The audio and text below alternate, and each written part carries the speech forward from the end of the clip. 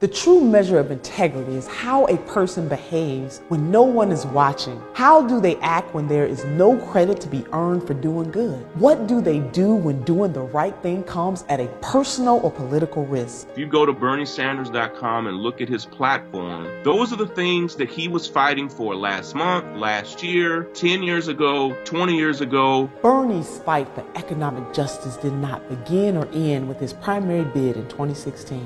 After headlining over a dozen events to support Secretary Hillary Clinton's campaign against Donald Trump, he got right back on the trail, traveling across the country on a unity tour, making the case across America that progressive values are American values. He defended Obamacare in a debate against Senator Ted Cruz and Republican attempts to repeal it. So what is a right? Is access to health care. Access to what? You want to buy one of Donald Trump's mansions? You have access to do that. Access doesn't mean a damn thing. In doing so, made the case for a single-payer system that could advance the Democratic Party's efforts to provide health care for all Americans. Let's work together on a Medicare for all single-payer program. He went to West Virginia to bring the progressive message to coal miners who were quick to embrace the promise of health care for all. Do you think we should join other countries and guarantee health care as a right of all? Yeah, I think every American citizen should have health care. He popularized the fight for a living wage, pressuring Amazon to instate a $15 minimum wage for all of its employees by introducing the Stop Bezos Act. And he stood with striking workers all over this country, from Disney workers in California to teachers in West Virginia. It's because of Senator Sanders' advocacy that issues considered to be radical 4 years ago, Crazy Bernie! I mean, it is kind of crazy. Really radical and now define a party. How many are willing to transition to what the senator says, a government-run system? The Reverend Dr. Martin Luther King Jr. said that the ultimate measure of a man is not where he stands in moments of comfort and convenience, but where he stands at times of challenge and controversy. Before public opinion had coalesced in support of the civil rights movement, in 1963, Bernie Sanders founded and led his College Corps chapter in protest of segregated Chicago public schools.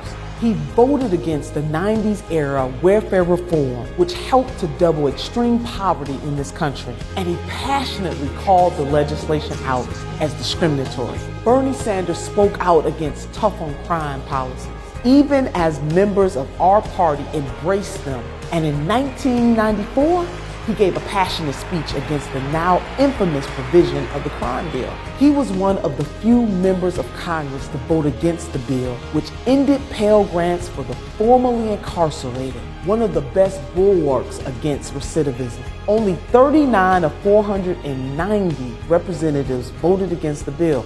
Most of the no votes came from the Congressional Black Caucus. Congressman John Lewis accounted for one no vote, and Bernie Sanders was another.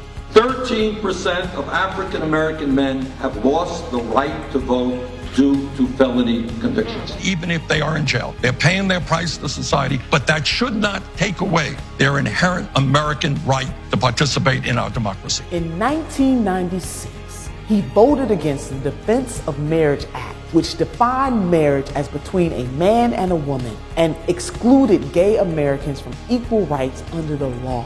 And in the mid-1980s, as the AIDS epidemic was emerging and many Americans turned their backs on our gay brothers and sisters, Bernie Sanders championed the rights of the citizens of Burlington, Vermont, to put on the city's first gay pride parade. It's an American right, anyone's right, to have a march, he said. This is a civil liberties question. And he had the foresight and good sense to vote against the Iraq War, now in its 18th year. Senator Bernie Sanders has never backed away from a fight, and he will not start now. Not as a mayor, not as a congressman, not as a senator, and not when he is president of the United States of America.